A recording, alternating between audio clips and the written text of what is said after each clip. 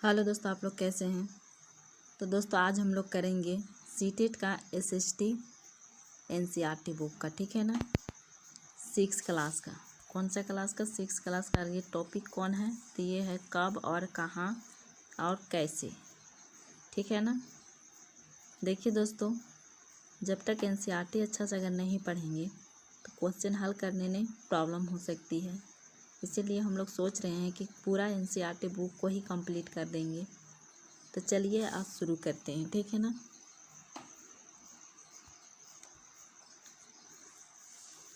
इन सारी चीज़ों से क्वेश्चन नहीं बनता है, फिर भी थोड़ा सा देख लेते हैं, ठीक है।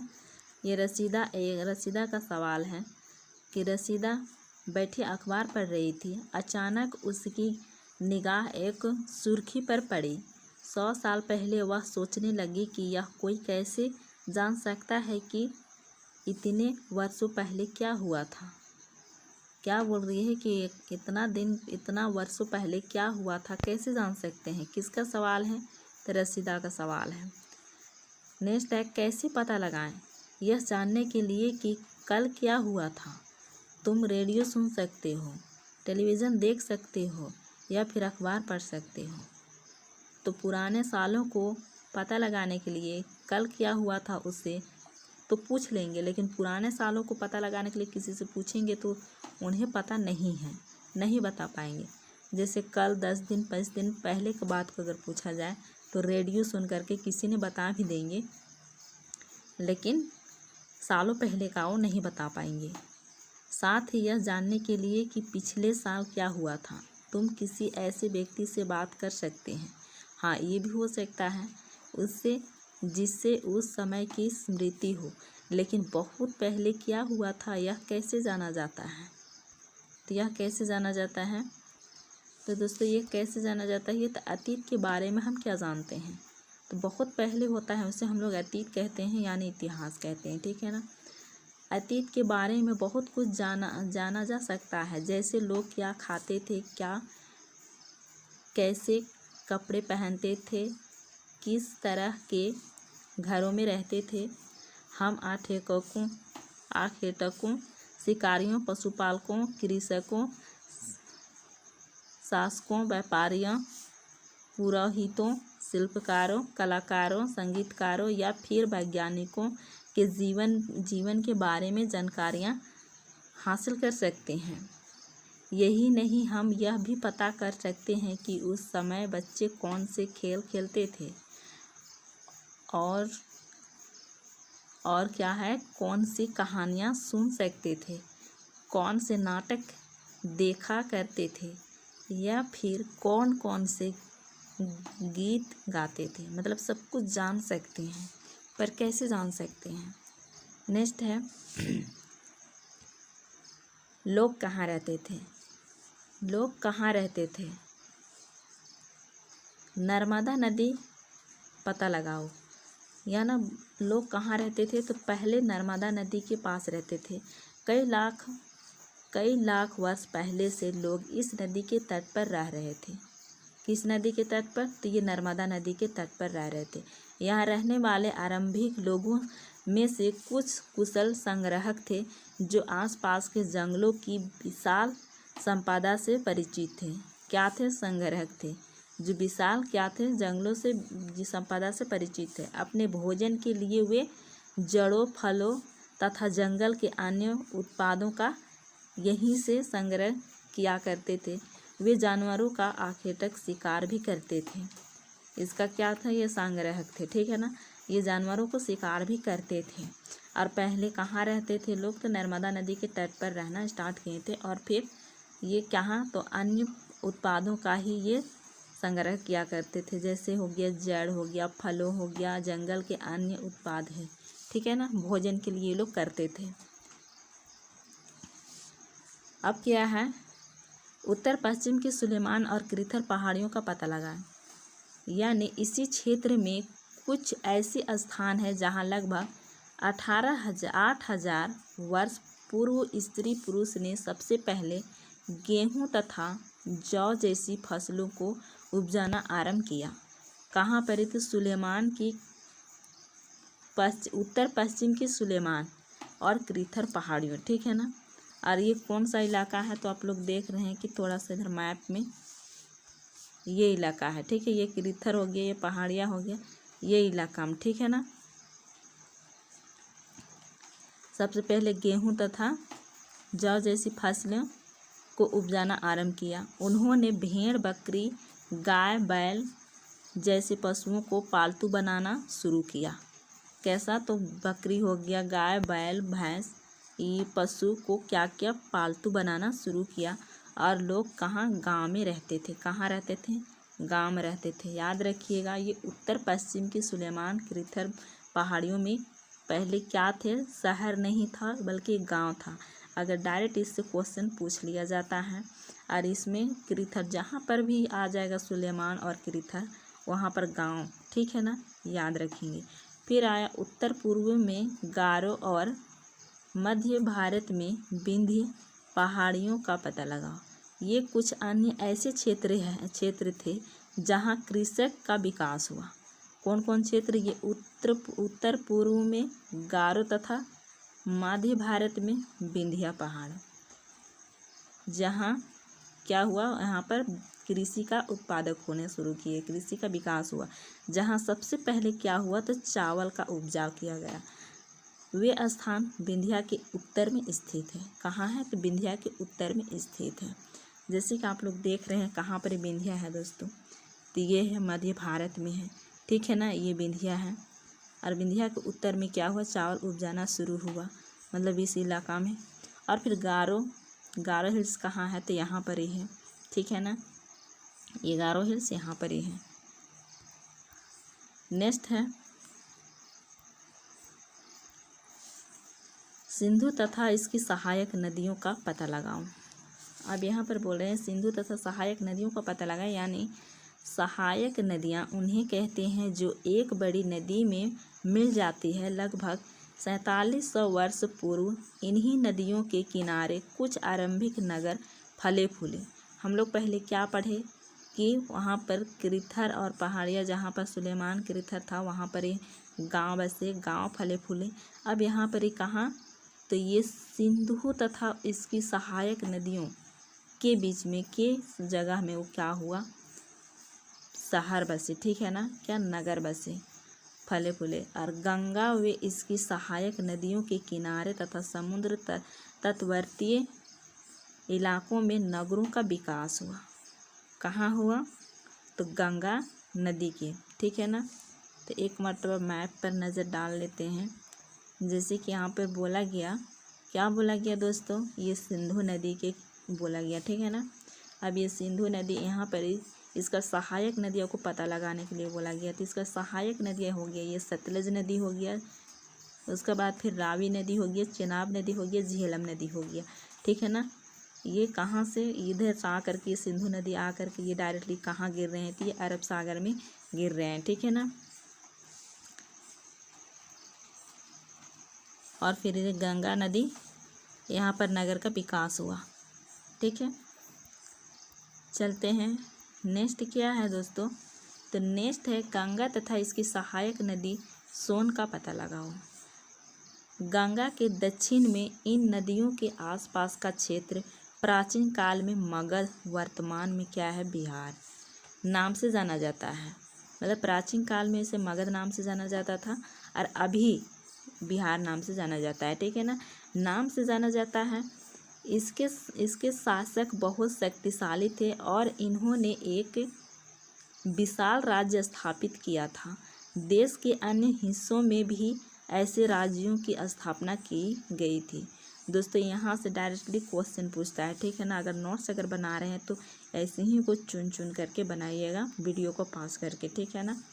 लोगों ने सदैव उपमहाद्वीप के एक हिस्से से दूसरे हिस्से तक यात्रा की। कभी कभी हिमालय जैसे ऊंचे पर्वतों, पहाड़ियों, रेगिस्तान, नदियों तथा समुद्रों के कारण यात्रा जोखिम भरी होती। क्या होती, यात्रा जोखिम भरी होती।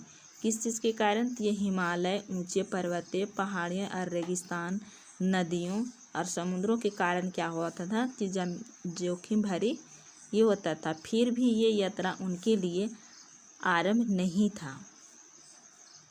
अतः कभी लोग काम के तलाश में तो कभी प्राकृतिक आपदाओं के कारण एक स्थान से दूसरे स्थान जाया करते थे। कभी कभी सेनाएं दूसरे क्षेत्र पर विजय प्राप्त करने मतलब विजय हासिल करने के लिए भी जाया करते थे। इसके अतिरिक्त व्यापारी कभी काफिले में तो कभी जहाज़ों में अपने साथ मूल्यवान वस्तुएं लेकर एक स्थान से दूसरे स्थान जाते रहते थे। धार्मिक गुरु लोगों को शिक्षा और सलाह देते हुए एक गांव से दूसरे गांव तक, एक कस्बे से दूसरे कस्बे जाया करते थे। कुछ लोग नए और रोचक स्थानों को खोजने की चाह में उत्सुकता भी यात्रा किया करते थे। इन सभी यात्राओं से लोगों को एक दूसरे के विचारों को जानने का अवसर मिला। मतलब इन सारे लोग एक दूसरे के, जैसे धार्मिक लोग हो गए, अपने धर्म को प्रचार प्रसार करने के लिए वो लोग एक जगह से दूसरे जगह गए। जैसे कि सेना हो गए तो एक जगह से दूसरे जगह गए उस जगह को हासिल करने के लिए, ठीक है ना। तो उसी तरह से जान पहचान हो करके वो क्या किया, एक दूसरे को लोग विचार को जानने का उनको अवसर मिल गया, ठीक है ना। नेक्स्ट है, आज लोग यात्राएं क्यों करते हैं। एक बार फिर से मानचित्र 1 को देखो। पहाड़ियाँ, पर्वत और समुद्र इस उपमहाद्वीप की प्राकृतिक सीमा का निर्माण करते हैं। हालांकि लोगों के लिए इन सीमाओं को पार करना आसान नहीं था। मतलब इन सीमाओं को पार करना आसान नहीं था। जहाँ पर पहाड़ हो गया, रेगिस्तानी हो गया, समुद्र हो गया, जहाँ पर खतरे का खतरा था, लेकिन फिर भी वो लोग क्या करते थे, एक दूसरे जगह जाना पसंद करते जाते थे। और सीमाओं को पार करना उन लोगों को करना पड़ता था। आसान नहीं था पर वो लोग करते थे, ठीक है ना। फिर जिन्होंने ऐसा चाहा वे ऐसा कर सके। वे पर्वतों की ऊंचाई को छू सके तथा गहरे समुद्रों को पार कर सके। उपमहाद्वीप के बाहर से भी कुछ लोग यहाँ आए और यहीं बस गए। मतलब बाहर से भी कुछ लोग आए और भारत में ही बस गए, ठीक है ना। लोगों के इस आवागमन ने हमारी संस्कृति परंपराओं को समृद्ध बना दिया। क्या कर दिया, समृद्ध किया। इस 100 वर्षों से लोग पत्थर को तराशने, संगीत रचने और यहाँ तक कि भोजन बनाने के नए तरीकों के बारे में एक दूसरे के विचारों को अपनाते रहे। नेक्स्ट है, देश के नाम। अपने देश के लिए हम प्राय इंडिया तथा भारत जैसे नामों का प्रयोग करते हैं। इंडिया शब्द इंडस से निकला है। कहाँ से निकला है इंडिया शब्द, तो इंडस से निकला है। इंडिया शब्द इंडस से निकला है, जिसे संस्कृत में सिंधु कहा जाता है। अपने एटलस में ईरान और यूनान का पता लगा। लगभग 2500 वर्ष पूर्व उत्तर पश्चिम की ओर से आने वाले ईरानियों और यूनानियों ने सिंधु को हिंदोस अथवा इंदोस और इस नदी के पूर्व में स्थित भूमि प्रदेश को इंडिया कहा। भारत नाम का प्रयोग उत्तर पश्चिम में रहने वाले लोगों के एक समूह के लिए किया जाता था। इस समूह का उल्लेख संस्कृत की आरंभिक लगभग 35 वर्ष पुरानी कृति ऋग्वेद में भी मिलता है। ये है पॉइंट, एकदम पूरी तरह से इसको एनसीईआरटी से उठा करके और क्वेश्चन में रख देता है सीबीएसई वालों, ठीक है ना। बाद में इसका प्रयोग देश के लिए होने लगा। बाद में क्या होने लगा, पूरा देश में इसका प्रयोग होने लगा, ठीक है ना।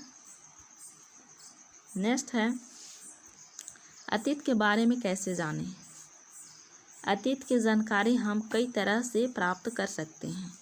इनमें से एक तरीका अतीत में लिखी गई पुस्तकों को ढूंढना और पढ़ना है।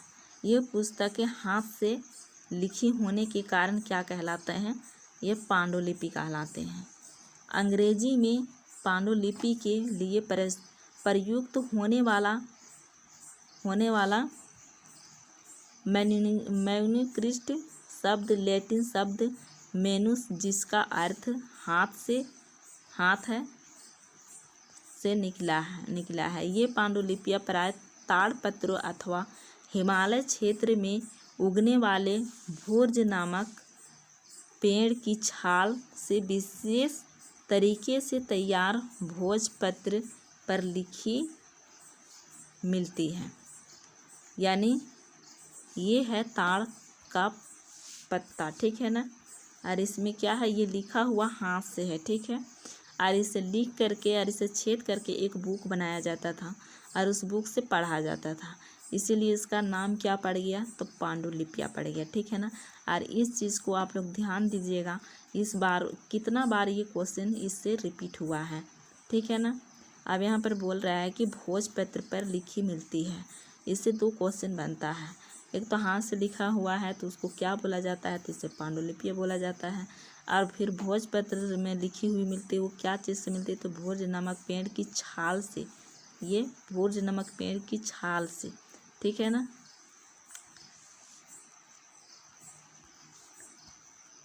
नेक्स्ट है,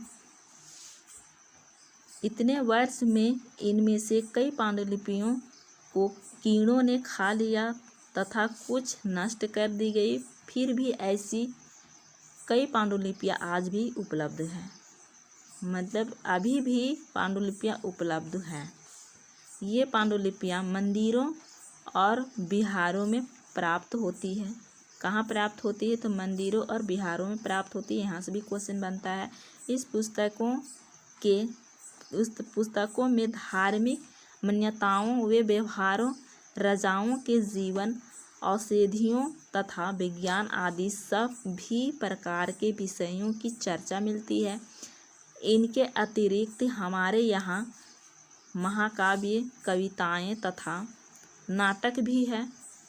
इनमें से कई संस्कृत में लिखे हुए मिलते हैं, जबकि अन्य प्राकृतिक और तमिल में है और प्राकृतिक भाषा का प्रयोग आम लोग करते थे। अब नेक्स्ट क्या है दोस्तों, नेक्स्ट है हम अभिलेखों का भी अध्ययन कर सकते हैं।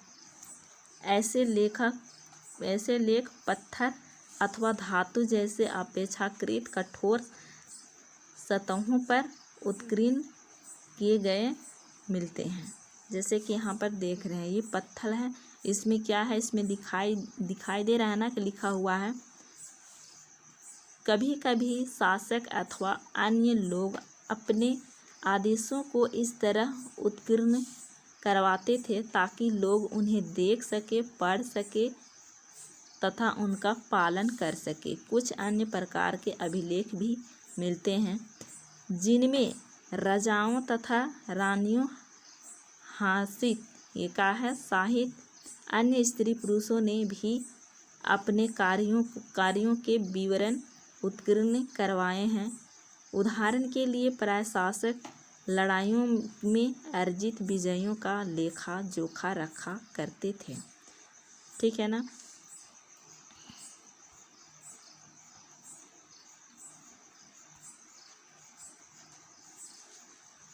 नेक्स्ट है दोस्तों, ऐसा करवाने में क्या क्या कठिनाई आती थी। इसके अतिरिक्त अन्य कई वस्तुएं अतीत में बनी और प्रयोग में लाई जाती थी। ऐसी वस्तुओं का अध्ययन करने वाला व्यक्ति पुरातत्वविदों कहलाता है। पुरातत्वविदों पत्थर और ईंट से बनी इमारतों के अवशेषों, चित्रों तथा मूर्तियों का अध्ययन करते हैं। वे औजारों, हथियारों, बर्तनों, आभूषणों बनाए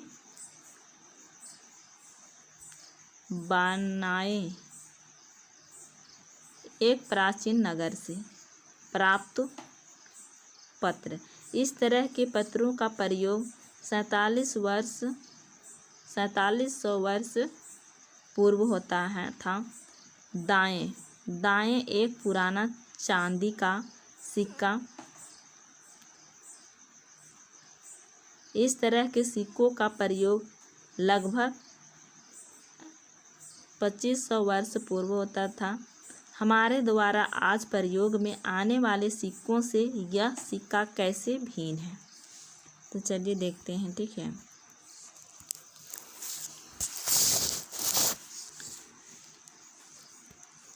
तथा सिक्कों की प्राप्ति के लिए छानबीन तथा खुदाई भी करते हैं। इनमें से कुछ वस्तुएं पत्थर, पक्की मिट्टी तथा कुछ धातु की बनी हो सकती है। ऐसे तत्व कठोर तथा जल्दी नष्ट होने वाले होते हैं। पुरातत्वविदों जानवरों, चिड़ियों तथा मछलियों की हड्डियां भी ढूंढते हैं। क्या करते हैं? ढूंढते हैं। जो ढूंढते हैं उसे क्या कहते हैं? तो पुरातत्वविदों कहते हैं, ठीक है ना।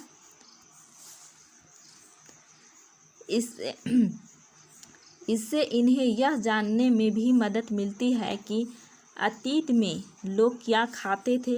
वनस्पतियों के अवशेष बहुत मुश्किल से बच पाते हैं। यदि अन्न के दाने अथवा लकड़ी के टुकड़े जल जाते हैं तो वे जले हुए रूप में बचे रहते हैं।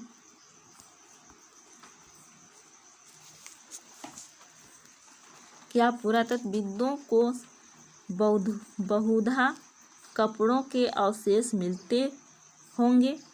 पांडुलिपियों, अभिलेखों तथा पुरातत्व से ज्ञात जानकारियों के लिए इतिहासकार प्राय स्रोत शब्द का प्रयोग करते हैं। इतिहासकार उन्हें कहते हैं जो अतीत का अध्ययन करते हैं। इतिहासकार किसे कहते हैं दोस्तों? तो ये अतीत का जो अध्ययन करते हैं, जो इतिहास के बारे में वो हमेशा अध्ययन या पढ़ाई करते रहते हैं या उसको खोजते रहते हैं, ठीक है ना। तो स्रोत के प्राप्त होते ही अतीत के बारे में पढ़ना बहुत रोचक हो जाता है, क्योंकि इन स्रोतों की सहायता से हम धीरे धीरे अतीत का पुनर्निर्माण करते जाते हैं। जैसे कि इन्हीं की वजह से क्या करते हैं, हम लोग उससे जानते जाते हैं और फिर आगे बढ़ते चले जाते हैं। अतः इतिहासकार तथा पुरातत्वविदों उन जासूसों की तरह है जो इन सभी स्रोतों का प्रयोग सुराग के रूप में कर अतीत को जानने का प्रयास करते हैं, ठीक है ना। अब नेक्स्ट क्या है? तो अतीत एक या अनेक। क्या तुमने इस पुस्तक के शीर्षक हमारे अतीत पर ध्यान दिया है? यहाँ अतीत शब्द का प्रयोग बहुवचन के रूप में किया गया है। ऐसा इस तथ्य का किया गया है, बहुवचन के रूप में किया गया है, ठीक है ना, कि और ध्यान दिलाने के लिए किया गया है कि अलग अलग समूह के लोगों के लिए इस अतीत के अलग अलग मायने थे। उदाहरण के लिए पशुपालकों अथवा कृषकों का जीवन राजाओं तथा रानियों के जीवन से तथा व्यापारियों का जीवन शिल्पकारों के जीवन से बहुत भिन्न था। क्या था दोस्तों? बहुत भिन्न था। किसका? तो ये पशुपालकों तथा कृषकों का जीवन राजाओं तथा रानियों के बीच से व्यापारियों की जीवन शिल्पकारों के जीवन से बहुत भिन्न था। जैसा कि हम आज भी देखते हैं, उस समय भी देश के अलग अलग हिस्सों में लोग अलग अलग व्यवहारों और रीति रिवाजों का पालन करते थे। उदाहरण के लिए आज अंडमान द्वीप के अधिकांश लोग अपना भोजन मछलियां पकड़कर शिकार करके तथा फल फूल के संग्रह द्वारा प्राप्त करते हैं। आज भी हर जगह अलग अलग देखने को लिए मिलता है, ठीक है ना। इसके विपरीत शहरों में रहने वाले लोग खाद्य आपूर्ति के लिए अन्य व्यक्तियों पर निर्भर करते हैं। इस तरह के भेद अतीत में भी विद्यमान थे।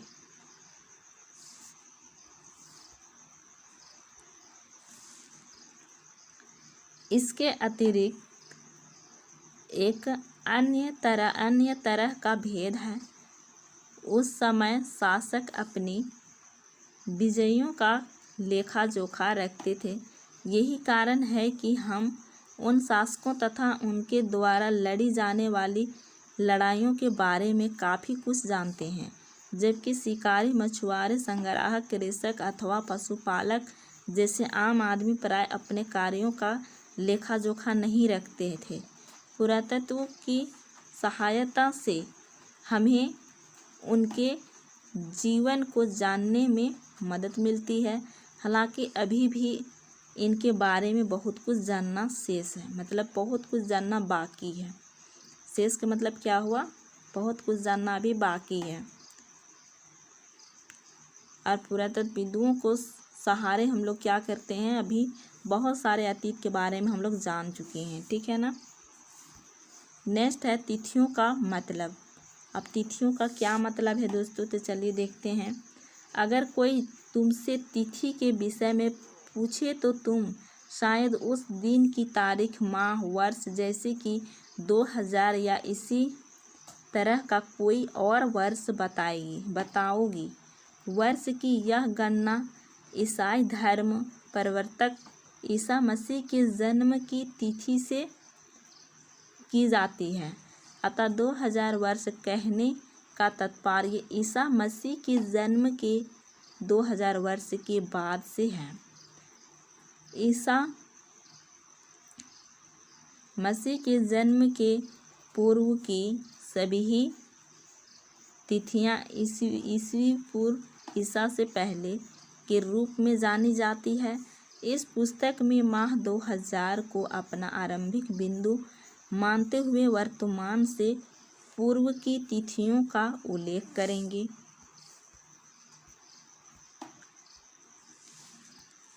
इतिहास और तिथियां। अंग्रेजी में BC, हिंदी में ईसवी पूर्व का तात्पर्य बिफोर क्राइस्ट, ईसा पूर्व होता है। कभी कभी तुम तिथियों से पहले AD, हिंदी में ईसवी और लिखा पाती हो, या एनो डोमिनी नामक 2 लैटिन शब्दों से बना है तथा इसका तात्पर्य ईसा मसीह के जन्म के वर्ष से है। कौन चीज़? तो ये एनो डोमिनी। कभी कभी AD की जगह CE तथा BC की जगह BCE का प्रयोग होता है। CE अक्षरों का प्रयोग कॉमन एरा तथा BCE का बिफोर कॉमन एरा के लिए होता है। हम इन शब्दों का प्रयोग इसलिए करते हैं क्योंकि विश्व के अधिकांश देशों में अब इस कैलेंडर का प्रयोग सामान्य हो गया। भारत में तिथियों के इस रूप का प्रयोग लगभग 200 वर्ष पूर्व आरंभ हुआ था। कभी कभी अंग्रेजी के BP अक्षरों का प्रयोग होता है, जिसका तात्पर्य बिफोर प्रोजेक्ट, वर्तमान से पहले है। तो दोस्तों यहाँ पर कहने का मतलब ये है कि जैसे कि ईसा मसीह जो आए थे, तो ईसा मसीह के जन्म से पहले तिथि कैसे गिना जाता था, तो तिथि गिना जाता था इधर से, ठीक है ना, इधर से गिना जाता था। लेकिन जब ईसा मसीह के पैदाइश हुआ तो पैदा होने के बाद से इधर से गिना जाता है, ठीक है ना। पहले उल्टा गिना जाता था लेकिन अब सीधा गिना जाता है, ठीक है ना। तो दोस्तों आज की वीडियो में इतना ही। अगर वीडियो अच्छा लगा हो तो प्लीज़ लाइक, शेयर और कमेंट करके ज़रूर बताएंगे। जो चैनल को सब्सक्राइब नहीं किए, चैनल को सब्सक्राइब कर लेंगे, क्योंकि अभी एग्ज़ाम तक आप लोगों को पूरा के पूरा टॉपिक वाइज करा देंगे। फिर पूरा टॉपिक ख़त्म हो जाने के बाद PYQs शुरू कर देंगे, ठीक है ना। फिर मिलते हैं नेक्स्ट वीडियो में, तब तक के लिए टेक केयर एंड बाय।